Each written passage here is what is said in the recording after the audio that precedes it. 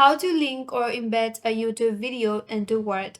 Hi everyone, this is Kate and welcome back to another video, and in today's video we will learn how we can link or embed a YouTube video into Word document. So without further delay, let's get started. First of all, you have to open up the YouTube and then select the video that you want to embed.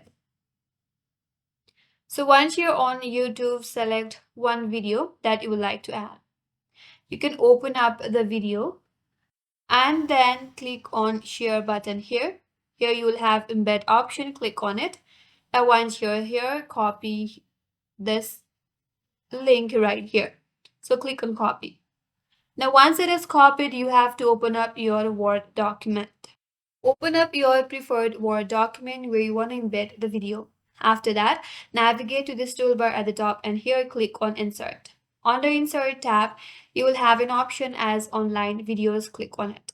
So here at this text bar at the top, all you have to do is paste the link that you have copied. So simply press Ctrl+V, or you can simply right click and then paste. So here is the video. Then you can simply click on Insert here.